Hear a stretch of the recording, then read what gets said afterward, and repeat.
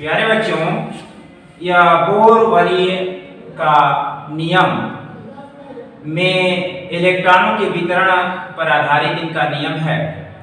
किसी परमाणु के नाभिक, मान लीजिए यह परमाणु हो गया, अब परमाणु के नाभिक, यह हो गया आपका नाभिक, यह है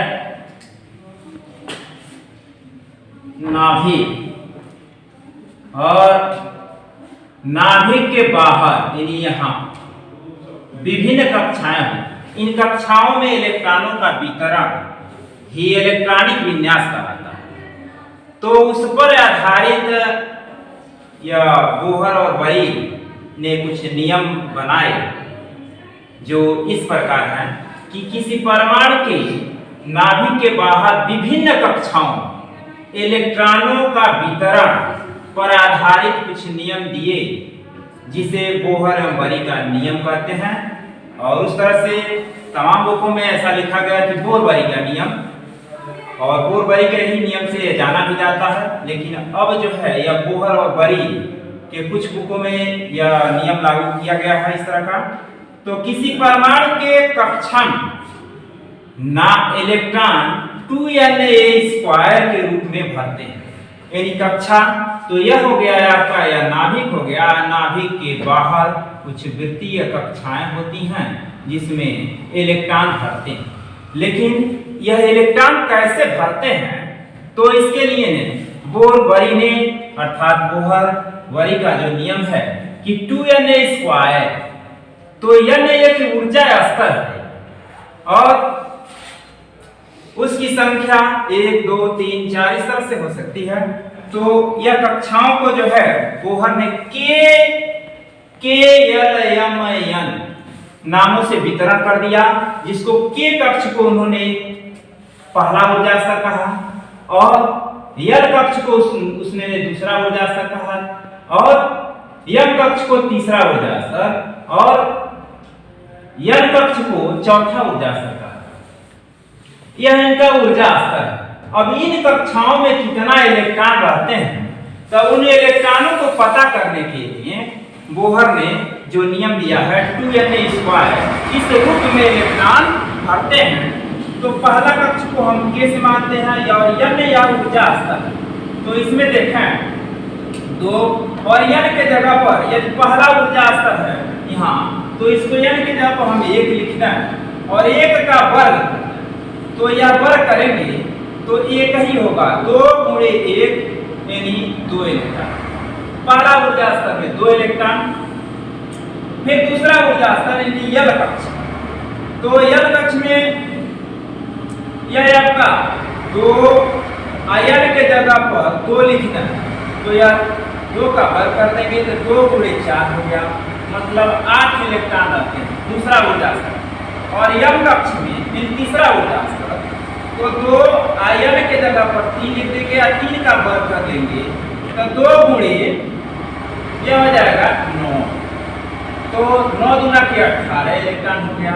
फिर N कक्ष में चौथा ऊर्जा स्तर, इसमें N के जगह पर हम 4 लिखेंगे और 4 का वर्ग करेंगे तो 16, यानी 2 × आपका हो गया 16, यानी ये 32 इलेक्ट्रॉन।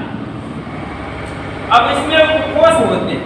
पहला ऊर्जा स्तर में यह उपकोष होता है, दूसरा ऊर्जा स्तर में यानी L कक्ष में S और P उपकोष होते हैं। उसके बाद तीसरा में S, P व D होता है और चौथा में S, P, D व F होता है। और जो लिखने का तरीका क्या है, लिखने का तरीका यह है आपका S ऑर्बिटल में 2 इलेक्ट्रॉन होते हैं और P में आपका जो है 6 इलेक्ट्रॉन और D में 10 और F में 14 इलेक्ट्रॉन होते हैं। इस तरह से पहला ऊर्जा स्तर में देख रहे हैं यानी 2 इलेक्ट्रॉन इसमें रहेंगे और दूसरा में जैसे आएंगे तो S और P 2 ऑर्बिटल हैं, S और P हैं, जिसमें जो है S में भी इलेक्ट्रॉन रहते हैं और P में चूंकि 8 इलेक्ट्रॉन है तो S में 2 इलेक्ट्रॉन हो गए और P में 6 इलेक्ट्रॉन हो गए। तो तोड़ेंगे तो यह जो है 8 के बराबर हो जाएगा।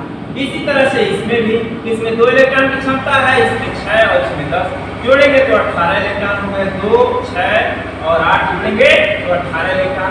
इसी तरह से इसमें भी बंटवारा कर लेंगे, 2, 6, 8, 2, 6 और 10 हो जाएगा और 14 जोड़ेंगे तो ये भी जो है 32 यानी 32 इलेक्ट्रॉन हो जाएंगे।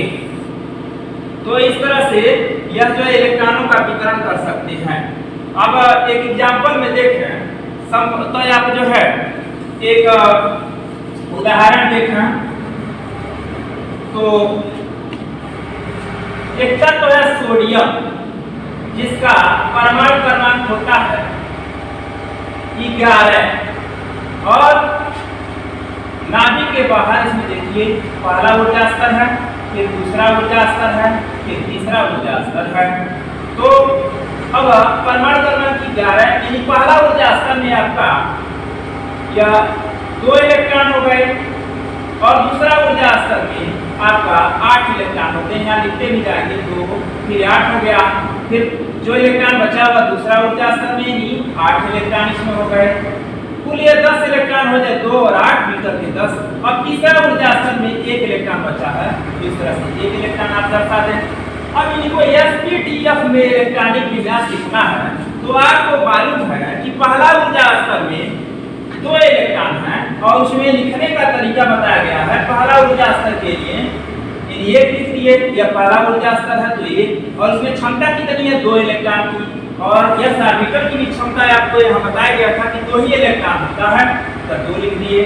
फिर दूसरा ऊर्जा स्तर में आ गए, जिसमें इलेक्ट्रॉनों को इन बिंदुओं से दर्शाया गया 8 इलेक्ट्रॉन है, और दूसरा ऊर्जा स्तर में यहाँ देख रहे हैं कि 8 इलेक्ट्रॉन है और 8 इलेक्ट्रॉन इसको दर्शाने के लिए इलेक्ट्रॉन को यस और पी होता है।